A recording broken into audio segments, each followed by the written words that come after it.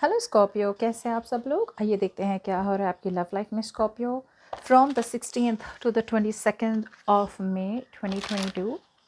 ये एक general reading है, सबके साथ रेजोनेट नहीं होने वाली। सो अगर नहीं रेजोनेट होती नो प्रॉब्लम, ज़बरदस्ती अपने सिचुएशन में ना फिक्स करें। अगर आप एक पर्सनल कंसल्टेशन चाहते हैं तो आप मुझे ईमेल कर सकते हैं ऑन tarotwithnemo@gmail.com। चलिए आइए देखते हैं स्कॉर्पियो, आपकी फीलिंग्स आपके पर्सन की तरफ, आपकी एनर्जीज आपके पर्सन की तरफ from the 16th to the 22nd of May 2022। Okay,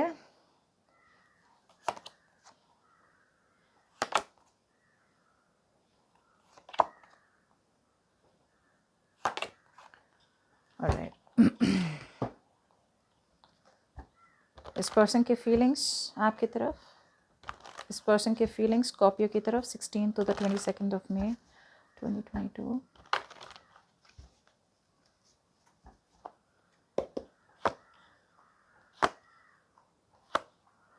आय हाय हाय हाय हाय, चलिए ठीक है, नो प्रॉब्लम, होता है। ओके नाउ चलो स्कॉर्पियो, पहले आपकी बात कर लेते हैं। अरे स्कॉर्पियो, आप में से बहुत लोगों के लिए ना, फर्स्ट ऑफ ऑल मुझे ये लग रहा है कि first of all there is no communication. Alright, clearly मुझे नो कम्युनिकेशन दिख रहा है। आप दोनों की बातें नहीं हो रही है, सेपरेशन हुआ है, बहुत गंदी सी एंडिंग हुई है आप दोनों के बीच में। आई एम सॉरी, बट आप दोनों के बीच में डेफिनेटली एक साइकिल ख़त्म हुई है, एक बहुत पेनफुल एंडिंग हुई है। ओके, ऐसी एंडिंग जो मतलब आप एक्सपेक्ट नहीं कर रहे थे कि ये पर्सन आपके साथ ऐसा कर सकते हैं। So I feel that betrayal, backstabbing, आपको लगा कि उन्होंने आपको धोखा दिया, उन्हें लगा आपको धोखा दिया, आपने धोखा दिया, जो भी है एंडिंग हुई है, पेन दोनों को हुआ है फॉर श्योर। ओके, लेकिन आपको ज़्यादा पेन हुआ है बिकॉज आप में से शायद ऐसा हो सकता है कि आपने बहुत ज़्यादा इन्वेस्ट करा इस पर्सन में, बहुत ज़्यादा एक्सपेक्टेशंस भी रखी रिलेशनशिप में, जो मैं हमेशा कहती हूँ कि it is the worst thing to do in a relationship. आप अपनी हैप्पीनेस किसी और के ऊपर डिपेंड कर ही नहीं सकते। क्यों? क्योंकि वो पर्सन आपको कब तक खुश रखे, वो एक बर्डन हो जाता है। एक ना एक दिन वो थक जाएगा और फिर वो रिलेशनशिप ब्रेक होने लगेगी, उसमें डिसअपॉइंटमेंट्स आने लगेगी। आपको अपनी खुशी की रिस्पॉन्सिबिलिटी आपको लेनी है। आप जहाँ हो बिल्कुल वहीं खुश रहना चाहिए। You should be happy with और विदाउट देम। अगर नहीं है तो भी खुश, अगर है तो और भी बढ़िया। समझ रहे हैं आप? So they should add to the happiness. अगर आपका हैप्पीनेस लेवल 100 है अभी, तो अगर ये आपकी लाइफ में है तो 200 होना चाहिए। ऐसे नहीं कि आपकी हैप्पीनेस का लेवल 0 है या 50 है और वो आए तो बढ़ जाए, वैसे नहीं। बिकॉज क्या होता है कि जब ये पर्सन आते हैं तो आप उनकी लाइफ में और भी खुशियाँ बढ़ा सकते हैं, जिससे रिलेशनशिप आगे बढ़ सकती है।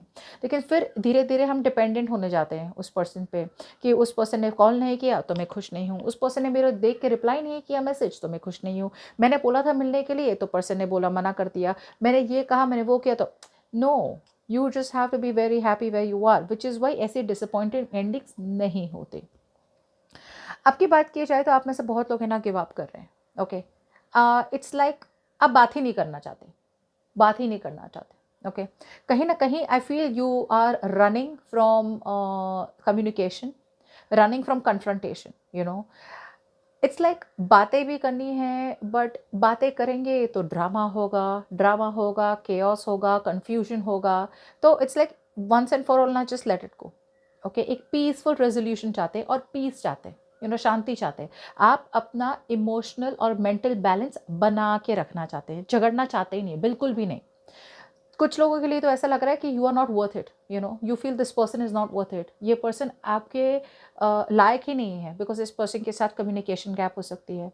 ये पर्सन आपको कभी कभी इतना सुना सकते हैं, इतना बुरा भला बोल सकते हैं, रिग्रेट करते हैं वो, लेकिन बातें जब एक बार निकल गई मुंह से तो फिर वापस कैसे ली जाए। एक बार तीर निकल गया वापस थोड़ी ना ले सकते हैं। विच इज़ वाई दे से कि भाई कुछ भी किसी को बोलने से पहले 100 बार सोचा सोचा करें। अब आके पर्सन टेम्परामेंटल भी लगते हैं मुझे। सो गुस्से गुस्से में बहुत सी चीज़ें सुनाते हुए देते होंगे, जिससे वजह आपको लगता है कि भाई मैं जो भी बोलता हूँ या मैं जो भी बोलती हूँ हमेशा वो पॉइंट आप दे ही नहीं सकते। You can't put your point across to this person. ये पर्सन समझ ही नहीं पाते और कहीं ना कहीं वो पूरा ब्लेम गेम आप पे थोप देते हैं। ओके, दूसरी चीज़ मैं देख पा रही हूँ कि आपको कहीं ना आप इमोशनली, या तो आपको लग रहा है ये पर्सन इमोशनली अनअवेलेबल है, या फिर कहीं ना कहीं आप बहुत ज़्यादा सेंसिटिव हो रहे हैं अभी। I think you are becoming very sensitive, obviously water sign है तो आप ही होंगे, नहीं है तो आपके पर्सन भी हो सकते हैं, बट आप अभी है ना बहुत ओवरली सेंसिटिव हो रहे हैं Scorpio, just calm down, alright. इतने ओवरली सेंसिटिव हो रहे हैं कि आप अगर बात करना भी चाहे, जैसे बोलते हैं ना कि भाई प्यार करते हैं ठीक है, बट ज़रूरी नहीं है दिखाना है।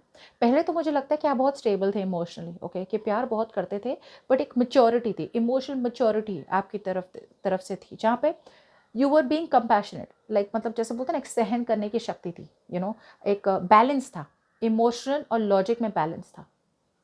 अब जब से ये सब हुआ है ना, आप कहीं ना ओवरली इमोशनल हो गए, ओवरली सेंसिटिव हो गए, जिसकी वजह से आप बात तो करना चाहते हैं, लेकिन आपको इतना ज़्यादा डर है कि ये पर्सन आप बात करेंगे और आपका दिल वापस तोड़ देंगे।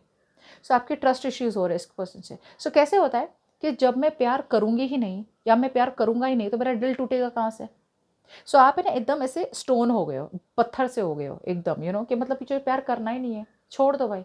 सो even if this person tries to talk to you ना, आपकी तरफ से एक वॉल बढ़ गया है, यू मेड अ वॉल, एक बड़ा सा वॉल बन गया कि भाई क्रॉस तो करना ही मत, like don't come to me, because मैंने बहुत ज़्यादा इमोशन इन्वेस्ट कर लिया और मुझे हर्ट के सिवाय और कुछ मिला नहीं। ये पर्सन ने कुछ ऐसे चीज़ें भी की होंगी जिसकी वजह से ना आपको ऐसा लगा होगा कि भाई जो वो इनोसेंट सा प्यार होता है ना, एकदम वो बेबी सा प्यार होता है, पपी लव जिसे बोलते हैं, छोटी छोटी सी मेमोरीज देखना, छोटी छोटी सी मेमोरीज, आपकी तरफ से जो भी मेमोरीज थी इनके साथ बढ़िया थी, लेकिन इन्होंने जो भी किया आपके साथ वो हम बाद में अभी बात करेंगे, बट इन्होंने जो भी किया आपके साथ अब है ना कहीं you are holding a grudge उनके तरफ से, उनके अगेंस्ट एक गुस्सा सा है आपके मन में, बहुत ज़्यादा गुस्सा है कि मेरे साथ ऐसा किया ही क्यों, मैंने किया क्या था कि मेरे साथ ऐसा सब करने की ज़रूरत थी।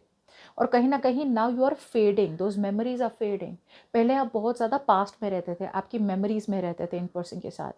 अब कुछ लोगों के लिए आप बहुत ज़्यादा नाराज़ है इस पर्सन से, बहुत बिटर हो गए हैं, बहुत एक कड़वाहट सी हो गई है आपके दिल में इनके तरफ से।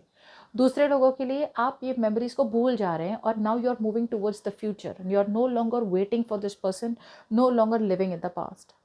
बट ओवरऑल देखने चाहूँ तो आपके साइड से है ना, you don't want to grow this relationship any मोर।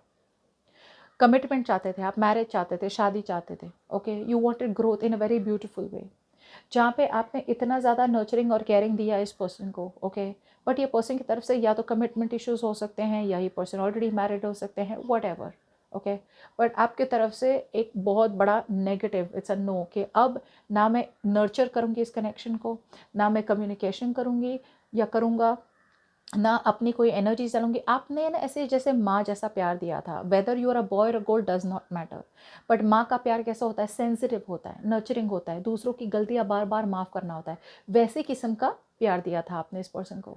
लेकिन इस पर्सन ने क्या किया, दे ओनली टुक एडवांटेज। तो अब आप इतने ज़्यादा डोमिनेटिंग हो गए हैं, इतने ज़्यादा कंट्रोलिंग हो गए, कि now you become a control freak हो गए आप एकदम से। अब एकदम से टेम्परामेंटल ईगो वो सब आ गया आप में, ठीक है, शायद किया ही होगा ऐसा कुछ जिसकी वजह से आपने ये सब किया होगा। चलिए आपके पर्सन की बात की जाती है। आपके पर्सन अभी भी अवॉइड तो कर रहे हैं आपको, कम्युनिकेशन करना चाहते हैं 100%, they want to talk to you, लेकिन कम्युनिकेशन अवॉइड कर रहे हैं। आपके पर्सन है ना कहीं झूठ अपने आप से भी बोल रहे हैं और आपको भी ऐसा इंप्रेशन दे रहे हैं कि उनको आप में कोई इंटरेस्ट नहीं है, बट सच्चाई ये है कि आपके पर्सन कहीं ना कहीं साइलेंटली चुपचाप आपको मैनिफेस्ट कर रहे हैं। सी मैनिफेस्टेशन का एक बहुत बड़ा रूल है, जिसको पता होगा, जैसे नहीं पता मैं बता रही हूँ। अगर ये पर्सन फॉर एग्जांपल मैनिफेस्ट कर रहे हैं ना आपको से पूरे दिन में, जैसे वो बोलते हैं ना 369 मेथड करते हैं, टेस्ला मेथड करते हैं, या फिर मैनिफेस्टेशन मतलब सोच लिया कुछ पॉजिटिव सा, सोच लिया, बाद में पूरे दिन में सोचना नहीं है, हो जाएगा ऑटोमेटिकली, लेट गो। ये पर्सन है ना पूरे दिन में अगर देखा जाए ना तो 50 बार सोचते हैं कि मतलब आप उनके पास वापस आ जाओगे, आप दोनों के बीच में सब कुछ ठीक हो जाएगा, रिलेशनशिप वापस हो जाएगी या ये। लेकिन 50 बार में से वो 50 बार अच्छा सोचेंगे, लेकिन 30 बार बुरा सोचेंगे, नेगेटिव सोच लेंगे। बैलेंस कैसे हो रहा है देखिए ना। लॉ ऑफ अट्रैक्शन का सबसे बड़ा रूल है कि you have to stay positive and you have to keep thinking कि भाई ये मिल चुका है, मिल चुका है। आपके पर्सन को तो एक तो आधा हाफ हार्टेड मैनिफेस्टेशन कर रहे हैं, कभी पॉजिटिव सोचते हैं, कभी नेगेटिव सोचते हैं। क्यों सोचते हैं? बिकॉज ये 7 ऑफ स्वॉर्ड्स आ गया, मतलब कहीं ना कहीं उन्हें लग रहा है कि वो भी कहीं ना कहीं कुछ ऐसा कुछ एक्सपेक्ट कर रहे हैं आपसे जो पॉसिबल नहीं है, या फिर बहुत अनरियलिस्टिक एक्सपेक्टेशंस है कि इन्होंने आपके साथ जो भी किया उसके बाद वो फिर भी एक्सपेक्ट कर रहे हैं कि आप उनसे बात करेंगे, आप आके उन्हें बात करेंगे, आप उनके पास आके मैसेज करेंगे। अनरियलिस्टिक एक्सपेक्टेशंस कैसे हो सकती है? And when ever you set N unrealistic goal, आप बिलीव ही नहीं करेंगे। तो जब बिलीव ही नहीं करेंगे तो फिर मैनिफेस्ट होगा कहाँ से? अब मैं इधर बैठे बैठे सोच लूँ मैं 1 करोड़ मतलब बना लूँगी, ऐसे थोड़ी होता है। मुझे भी पता है कि भाई कैपेसिटी कैसी होती है। एंड ऑलवेज ऑलवेज सबसे बड़ा रूल होता है कि make a goal that you believe in. Small small goals बनाएं, स्लोली स्लोली गोल्स बनाएं।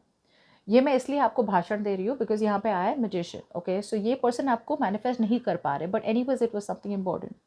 आपके पर्सन का कनेक्शन आपके साथ इतना स्ट्रांग है, इतना स्ट्रांग है, okay, with the lovers out here, कि इट इज़ अनडिनाइबल। अब आपके पर्सन किसी और, आप बोलेंगे मेरे पर्सन तो किसी और के साथ है, उसने तो थर्ड पार्टी चूज़ कर ली, या फिर पर्सन ऑलरेडी मैरिड है, या कमिटेड तो क्यों नहीं कर रहे हैं। सी, मैं ये नहीं कह रही हूँ कि आपके पर्सन आपके साथ ये करना चाहते हैं। मैं कह रही हूँ कनेक्शन स्ट्रांग है। ये कनेक्शन भगवान ने बनाया, यूनिवर्स ने बनाया है आप दोनों का ट्विन फ्लेम कनेक्शन। इतना स्ट्रांग है कि वो एक नहीं, वो 10 शादियाँ कर लें, एक नहीं 10 गर्लफ्रेंड्स रख लें। They only the love that they feel is only with you and nobody else. को किसी के साथ भी नहीं।